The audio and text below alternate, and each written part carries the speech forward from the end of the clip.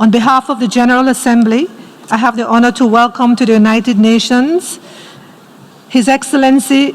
Roch Marc Christian Kabore, and to invite him to address the Assembly. You have the floor, Your Excellency.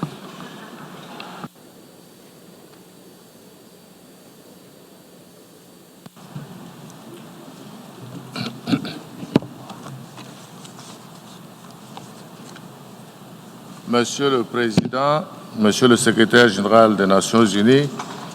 Mesdames et Messieurs les chefs de délégation, distingués délégués, Mesdames et Messieurs. Monsieur le Président, candidat de l'Afrique au poste de président de la 74e session de l'Assemblée générale, vous avez été brillamment élu le 4 juin 2019 dernier et il m'est agréable de vous adresser au nom de ma délégation et au mien propre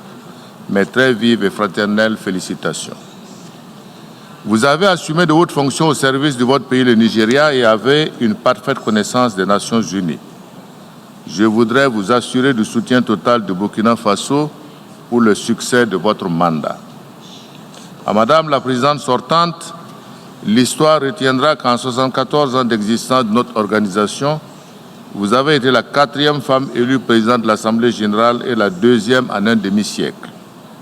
Au regard du travail remarquable que vous avez abattu et des résultats atteints, recevez ici, Madame, mes félicitations pour avoir relevé les défis majeurs liés au thème de la 73e session de notre organisation commune. Monsieur le Secrétaire général, permettez-moi de vous renouveler toute la reconnaissance et la gratitude du peuple burkinabé pour votre engagement personnel et celui du système des Nations Unies pour votre soutien à mon pays en ces moments difficiles. C'est l'occasion de vous renouveler mes encouragements dans la mise en œuvre courageuse des réformes entreprises et de vous féliciter pour votre rapport présenté le 24 juillet 2019 devant le Conseil de sécurité sur les activités du Bureau et du Sahel. La déclaration du président du Conseil de sécurité à l'issue de cette présentation augure de meilleures perspectives. Monsieur le Président, Mesdames et Messieurs les chefs de délégation, Mesdames et Messieurs, cette année, notre 74e session se tient sous le thème, je cite, « Dynamiser les efforts multilatéraux pour l'éradication de la pauvreté, l'éducation de qualité, l'action contre le changement climatique et l'inclusion ». Fin de citation. Le Burkina Faso se félicite du choix du thème au regard de sa pertinence et de son actualité. Car plus qu'une conviction, le multilatéralisme reste pour mon pays l'unique voie pour trouver des solutions aux grandes problématiques du monde. À ces défis, il faut ajouter la lutte contre le terrorisme et l'extrémisme violent, le crime organisé et la cybercriminalité qu'aucun pays ne peut vaincre seul, quelle que soit sa puissance. Au regard de tous les acquis engrangés par les Nations Unies dans le maintien de la paix et de la sécurité, de la justice, des droits de l'homme, du développement et de la lutte contre le changement climatique avec l'accord de Paris, il nous faut impérativement travailler au renforcement du multilatéralisme et du rôle de l'ONU comme moyen de parvenir à des solutions communes aux problèmes de notre planète. Monsieur le Président, Mesdames et Messieurs les chefs de délégation, s'il y a des phénomènes qui attristent notre monde aujourd'hui, ce sont bien le terrorisme et la pauvreté. Depuis janvier 2016, notre pays fait face à des attaques terroristes persistantes et d'une ampleur sans précédent, dont les impacts au plan humain, social et économique sont lourds de conséquences. L'escalade de la violence et l'insécurité ont provoqué une grave crise humanitaire, faisant de nombreuses victimes civiles et au sein des forces de défense et de sécurité, des centaines de milliers de déplacés internes, des écoles et des infrastructures de santé fermées et des symboles de l'État détruits. La déstabilisation se poursuit à travers l'instrumentalisation des problèmes latents entre les communautés qui se muent en affrontements violents. Au plan des finances publiques, on peut constater l'augmentation des dépenses de sécurité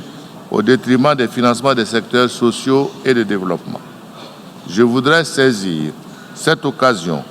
pour saluer l'accompagnement des Nations Unies à la dégradation de la situation sécuritaire et humanitaire au Burkina Faso. En effet, l'éligibilité de Burkina Faso au Fonds de consolidation de la paix annoncé par le secrétaire général de l'ONU a permis, suite à une mission interagence dirigée par le représentant spécial du secrétaire général des Nations Unies pour l'Afrique de l'Ouest et le Sahel et d'un groupe de travail d'urgence sous la conduite de la sous-secrétaire générale, d'ouvrir un des 5 centres régionaux des Nations Unies en dehors de la capitale pour être plus près des populations dans ces moments difficiles. Pour s'assurer que l'appui des partenaires internationaux est bien coordonné et aligné sur une stratégie convenue, globale et intégrée, qui établit le lien entre prévention, aide d'urgence, relèvement et développement, le gouvernement a demandé une mission d'évaluation de la prévention et de la consolidation de la paix de la BAD, de l'Union européenne et de la Banque mondiale qui s'est déroulée du 1er au 10 juillet 2019 et dont les recommandations sont en cours de mise en œuvre. En ce qui concerne la pauvreté, son élimination reste l'objectif premier des ODD, car selon les Nations Unies, des millions de personnes vivent en dessous du seuil de pauvreté. Si cette tendance n'est pas inversée, plus de 168 millions d'enfants vivront dans l'extrême pauvreté. Plus que jamais, la communauté internationale doit intensifier la lutte pour l'éradication de la pauvreté qui reste la condition sine qua non pour un développement durable et inclusif. Ce combat ne pourra avoir d'effet que si nous assurons de manière efficace la coordination des actions multiformes dans le cadre de la 3e décennie des Nations Unies pour l'élimination de la pauvreté 2018-2027 et de l'agenda 2030. Monsieur le Président, Mesdames et Messieurs les chefs de délégation, la situation sécuritaire dans l'espace du G5 Sahel demeure toujours préoccupante. Au-delà du Burkina Faso et à ma qualité de président en exercice du G5 Sahel, je voudrais rappeler à la communauté internationale l'importance de soutenir les pays du G5 Sahel dans leur lutte déterminée contre le terrorisme et pour le développement. En effet, les actions des groupes armés terroristes sont en expansion géographique aussi bien à l'intérieur de nos pays qu'à l'extérieur de l'espace du G5 Sahel. Preuve suffisante qui illustre à souhait qu'il faut prendre des initiatives et des mesures urgentes. Dans ce sens, l'initiative d'Accra et le sommet de la CEDEAO,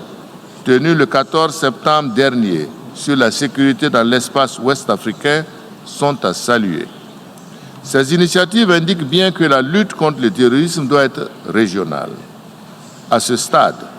je voudrais me féliciter de ce que le plaidoyer du G5 Sahel, bien soutenu par le secrétaire général devant le Conseil de sécurité, ait trouvé un écho favorable à travers l'adoption de la résolution 2480 sur le renouvellement du mandat de la MINUSMA. Par cette résolution, la MINUSMA apportera un soutien à tous les bataillons opérant dans le cadre de la force conjointe du G5 Sahel sous la condition que cette dernière ou d'autres partenaires prennent la responsabilité de l'acheminement de l'aide dans les zones d'opération au-delà du territoire malien.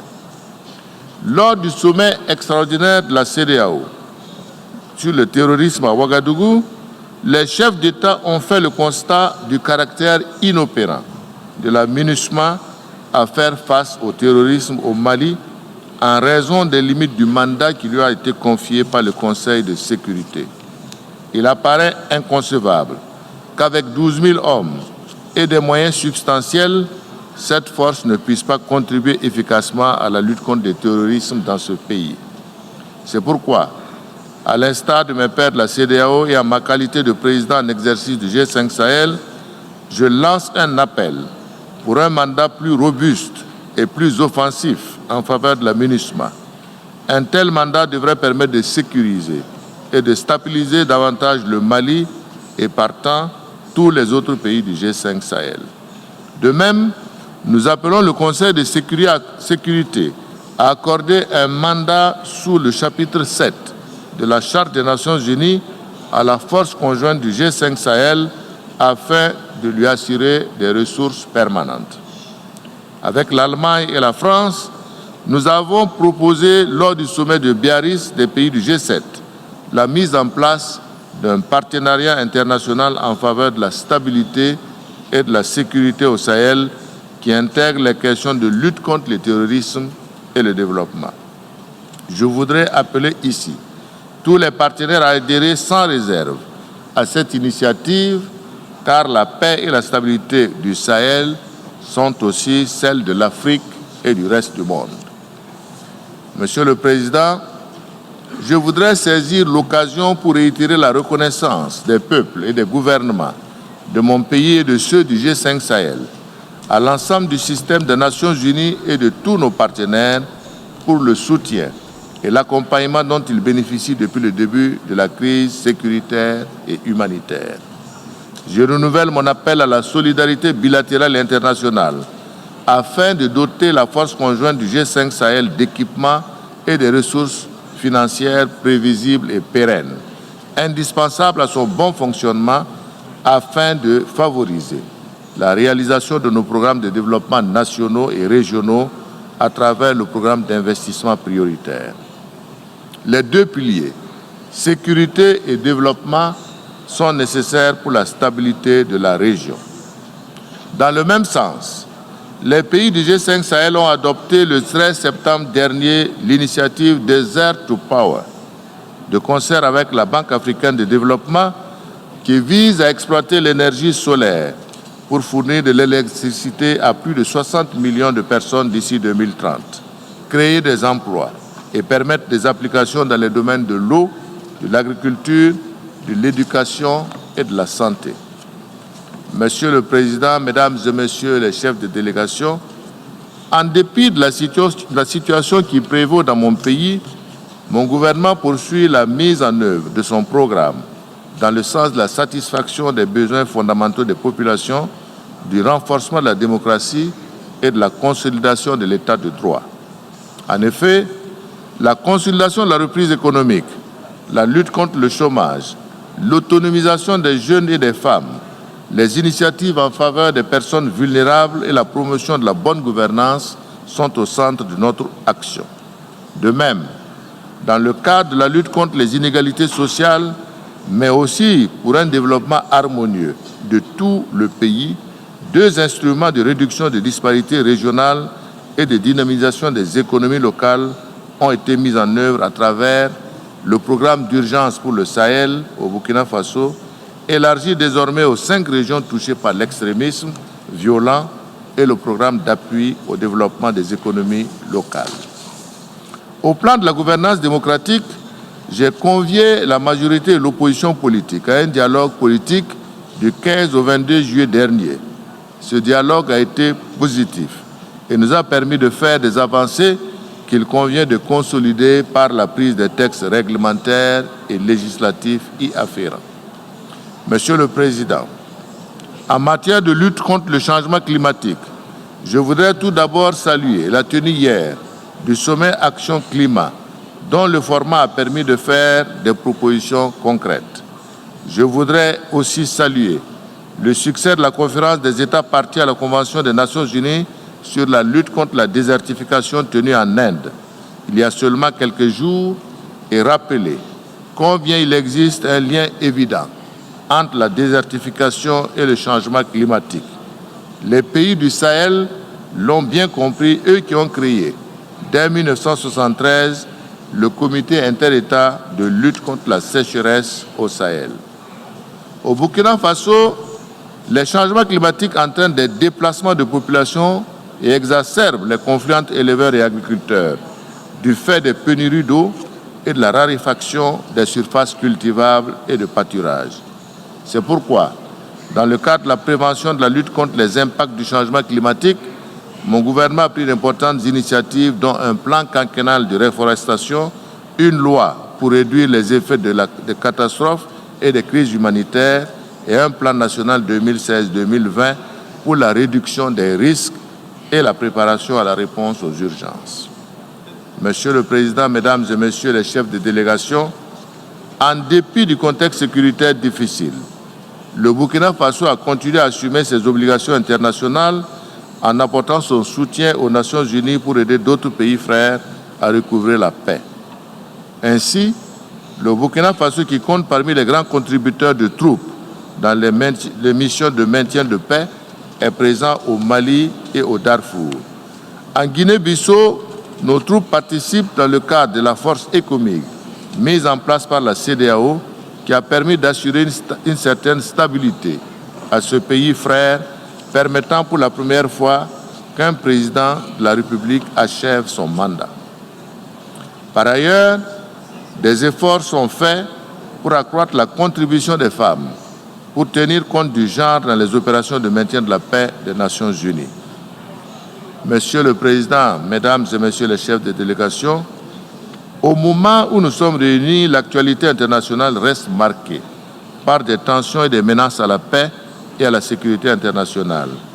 Si nous sommes tous présents à chaque session de l'Assemblée générale, c'est parce que nous croyons à la capacité de l'ONU,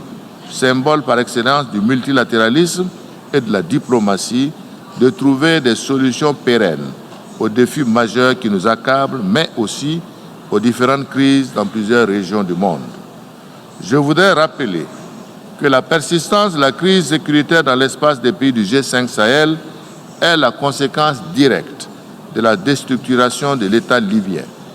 J'interpelle donc la communauté internationale à se mobiliser pour trouver une solution de paix durable dans ce pays, car le règlement de la crise sécuritaire dans nos pays passe par la paix en Libye. À ce sujet, le Burkina Faso salue la médiation des Nations Unies et recommande fortement une implication de l'Union africaine en espérant que leurs efforts conjoints permettent de résoudre la crise libyenne. Conformément au point de vue partagé au sein du G5 Sahel et aux conclusions pertinentes du récent sommet extraordinaire de la CEDEAO à Ouagadougou, j'appelle le Conseil de sécurité à nommer un envoyé spécial conjoint ONU-Union africaine, doté de bonnes connaissances de la situation libyenne. Sur la question du Sahara occidental, le Burkina Faso réitère son soutien au processus politique en cours mené sous les auspices exclusifs du secrétaire général des Nations Unies en vue de parvenir à une solution politique mutuellement acceptable et négociée aux différends tels que recommandés par le Conseil de sécurité depuis 2007, y compris par sa résolution 2468 adoptée le 30 avril 2019. Le Burkina Faso se félicite de la tenue effective de 2 tables rondes entre l'Algérie, le Maroc, la Mauritanie et le Polisario, conformément aux résolutions 2414 et 2440 du Conseil de sécurité. Je voudrais saisir l'occasion pour saluer ici le travail abattu par l'ancien envoyé spécial du secrétaire général des Nations Unies durant son mandat. Au regard du caractère régional du différend, le Burkina Faso appelle tous les États de la région à apporter leur contribution au processus politique et à renforcer leur participation au processus de négociation. Au Moyen-Orient, la question palestinienne reste une préoccupation majeure dans le conflit israélo-palestinien et le Burkina Faso réitère son soutien à la solution des 2 États, Israël et la Palestine, vivant en paix et en bon voisinage. Le Burkina Faso condamne fermement les agressions et attaques répétées contre l'Arabie saoudite et ses installations pétrolières. D'où qu'elles viennent, ces attaques constituent des menaces graves pour la paix en Arabie saoudite et pour l'ensemble de la région. C'est pourquoi nous appelons solennellement à la cessation de ces actes d'hostilité. En ce qui concerne le blocus économique, commercial et financier imposé à Cuba par les États-Unis d'Amérique, le Burkina Faso estime qu'il mérite d'être levé au regard des nombreux préjudices que subissent le peuple cubain depuis de nombreuses années. Monsieur le Président, distingué délégué, la paix et la sécurité internationale sont menacées du fait de l'escalade des armements. C'est pourquoi le Burkina Faso appuie toutes les initiatives et les actions multilatérales en vue de parvenir au désarmement, tant au niveau des armes de destruction massive que de celles conventionnelles. Aujourd'hui, plus qu'hier, la preuve est faite que la prolifération des armes légères et de petit calibre constitue une menace à la paix et à la sécurité internationale dans diverses régions du monde, notamment en Afrique de l'Ouest et au Sahel, et un frein à l'atteinte des objectifs de développement durable. Aussi, j'exhorte les États à allouer les ressources dégagées par les programmes de désarmement au financement des ODD, à l'aide publique au développement et au fonds vert. C'est à ce prix que nous offrirons aux milieux de personnes défavorisées de meilleures perspectives.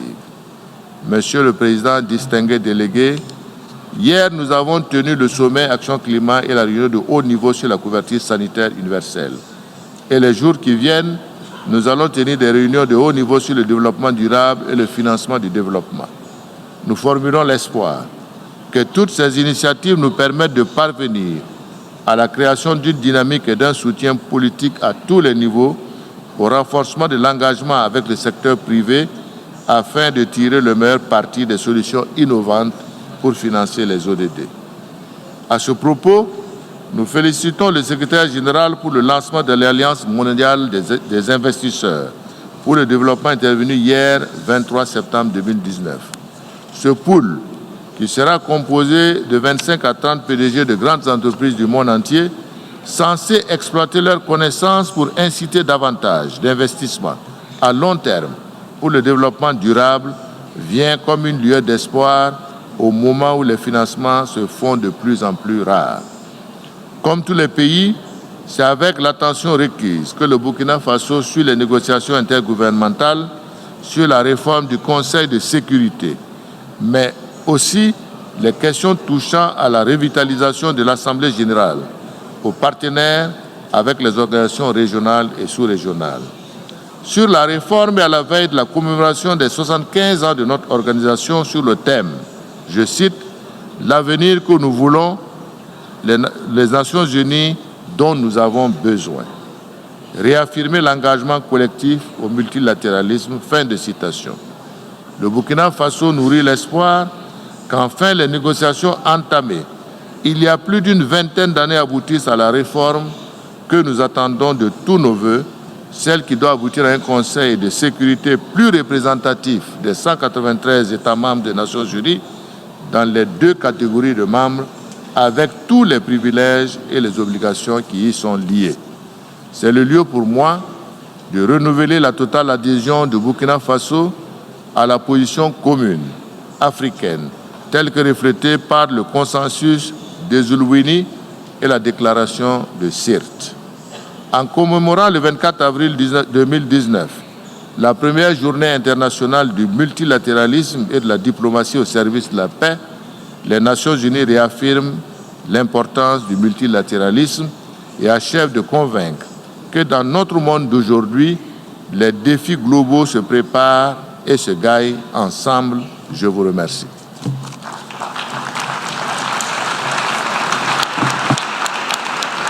On behalf of the General Assembly, I wish to thank the President of the FASO and President of the Council of Ministers of Burkina Faso for the statement just made. May I request representatives to remain seated while we greet the Head of State.